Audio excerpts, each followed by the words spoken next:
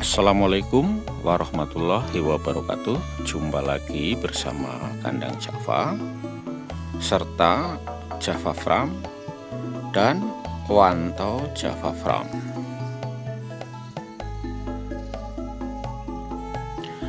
Oke teman-teman, kami ucapkan selamat datang, jumpa lagi, dan semoga sahabat-sahabat teman-teman dimanapun berada senantiasa dalam rahmatnya, dalam lindungannya.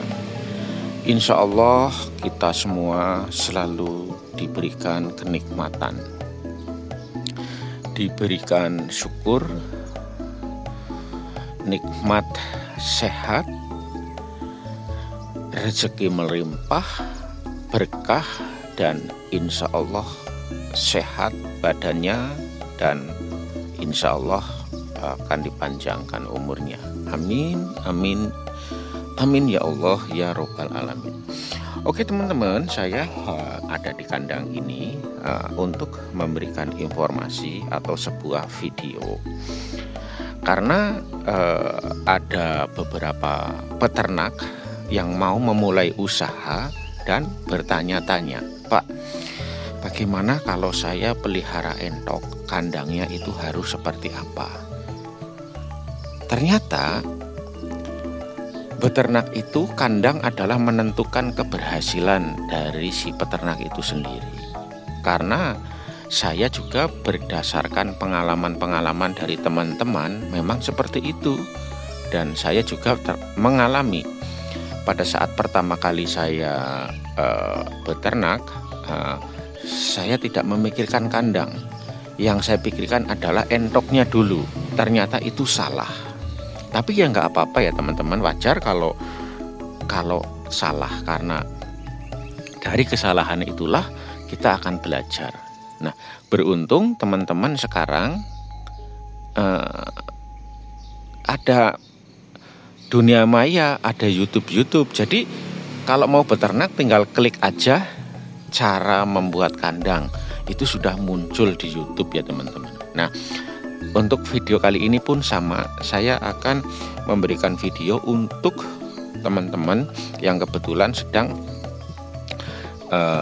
mau beternak namun bagaimana cara membuat kandang. Oke, langsung saja. Yang pertama, sebelum endoknya datang, teman-teman tuh harus siapkan kandang. Untuk kandang sendiri berapa panjang, berapa besar itu tergantung tempatnya atau tergantung lokasinya itu. Dan untuk jumlahnya pun menentukan. Jumlahnya itu tergantung teman-teman keuangannya dan waktunya nanti seperti apa, kayak gitu. Oke, kita akan bicara yang sangat minim saja ya. Katakanlah kita punya tempat kecil sekali teman-teman. Punya tempat cuman hanya 3 meter. 3 meter kali 4 meter itu lahan saya, bisa nggak Pak? Bisa. Nah, kebetulan ini yang sebelah sini, ini 3 meter kali 4 meter. Ya, kanan kiri katakanlah ini penduduk padat, itu bisa. Supaya tidak bau nanti teman-teman bawahnya dipelur ya. Nah, kita akan mendekat seperti itu. Ya, dipelur. Ya, dipelur seperti ini. Di sini ada kolamnya. Dikasih pembatas seperti ini. Jadi si entok aktivitasnya itu ada di sini. Itu belakang ada sarangnya, sarang bertelur, tempat makan, tempat minum, tempat makan ya. Di sini aktivitasnya. Katakanlah ini isinya 5 ekor atau 6 ekor, jantan 5, betina 5, jantan 1. Ya kan? Nah, di aktivitas di situ. Nanti kotorannya kita sapuin pagi, sore sapu. Entoknya bersih, tempatnya tidak bau. Ya, seperti itu. Nah, agar si entoknya seneng, ini di bawah ini teman-teman kasih geladak dari bambu. Geladak dari bambu supaya entoknya pada nangkring. Nah, tapi nanti kotorannya bisa disemprot pakai air. Nah, nanti airnya keluar ke sini. Keluar ke sini nanti mengalir terus ke sana. Nanti masuknya ke lubang mana? Bisa langsung ke kali atau langsung ke apa kayak gitu. Nah, itu ya istilahnya mengantisipasi tidak bau. Ini cocok sekali berlaku untuk yang lahannya sempit, lahannya sempit, berhimpitan dengan penduduk. Contoh ini tembok ini kan kamar itu ya, itu kamar-kamar itu, dan mereka itu tidak kebauan karena di sini memang ini kebetulan lagi kosong ya, ini kosong. Kebetulan di sini selalu bersih kayak gitu.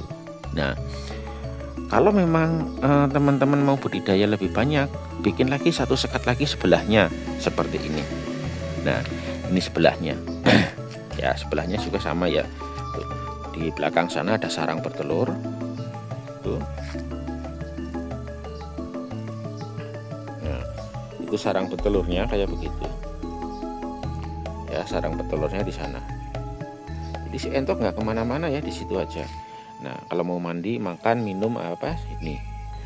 Nah, dikasih pembatas ya, kanan kiri pembatas seperti itu. Nah, biar tidak saling melihat antara kamar sebelah dan kamar sebelah, dikasih pembatas seperti ini. Boleh menggunakan asbes apa saja, yang penting rapat. Kalau saya ini menggunakan karpet talang ke sana ya. Pertama,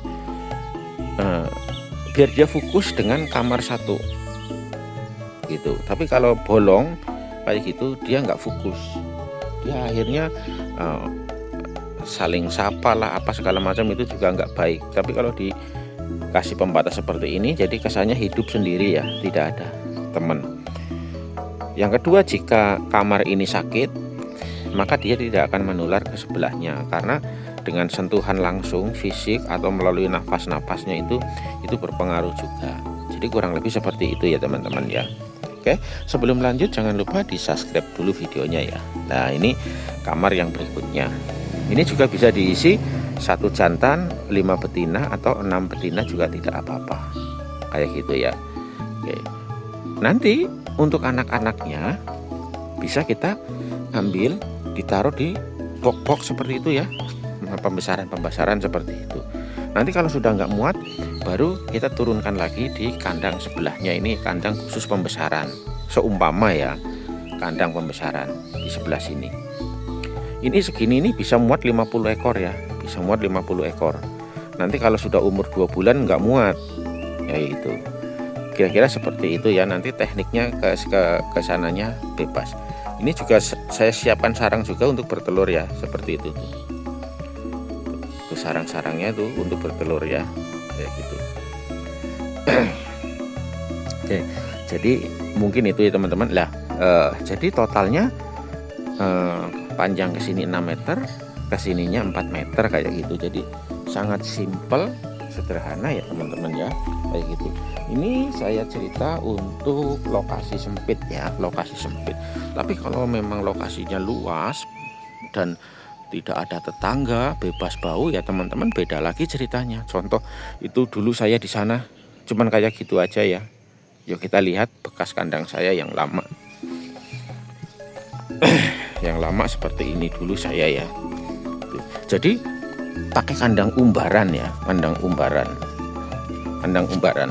Nah, tuh contohnya itu atasnya itu kosong ya.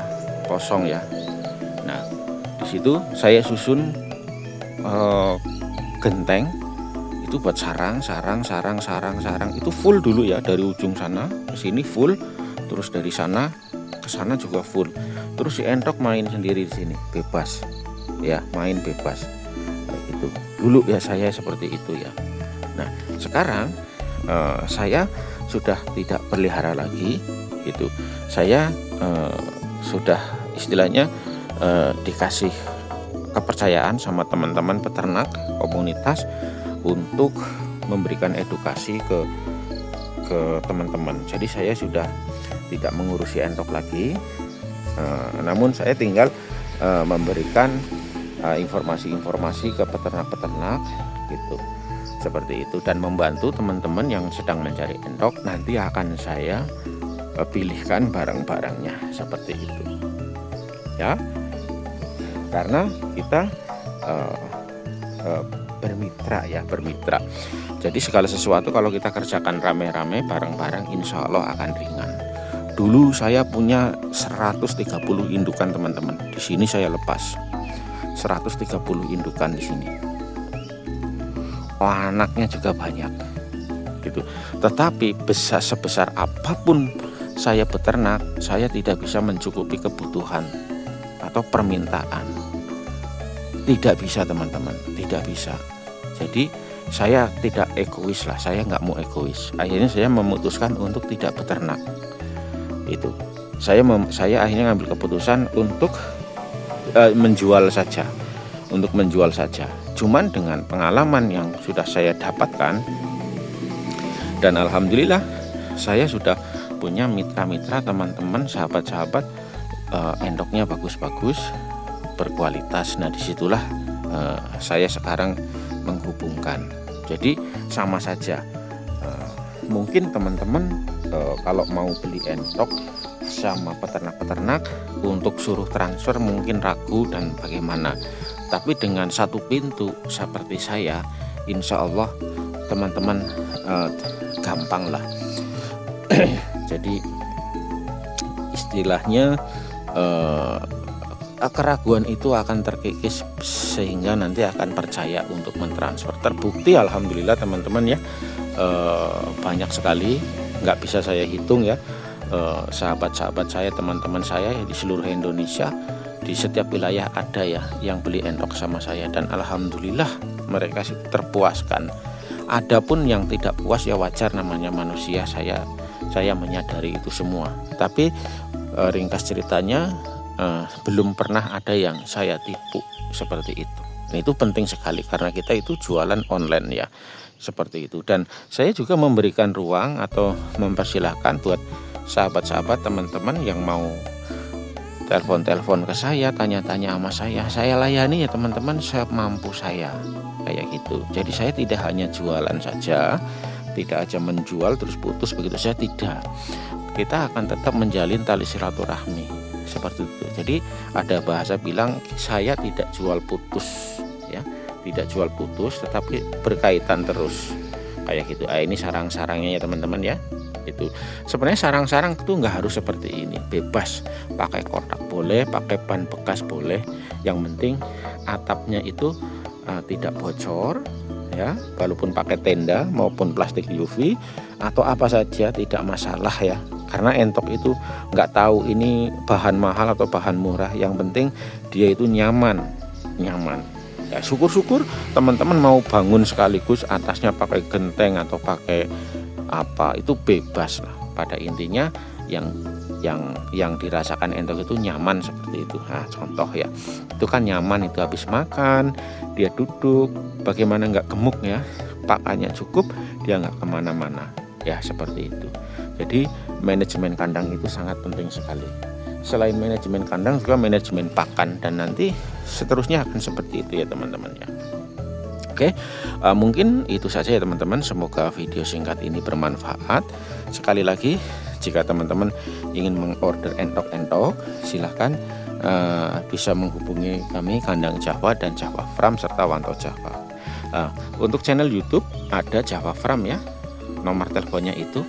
Dan channel YouTube satunya lagi juga ada Kandang Java ya, Kandang Java, nomor teleponnya itu. Dan ada satu lagi Wanto Java Farm ya, ada lagi Wanto Java Farm, ada nomor teleponnya juga ya, silahkan ya, itu sama saja ya. Oke, mungkin itu saja. Mohon maaf apabila penyampaian kami kurang berkenan, baik tindakan maupun ucapan. Dari Kota Malang, wabillahi taufiq wal hidayah. Wassalamualaikum warahmatullahi wabarakatuh.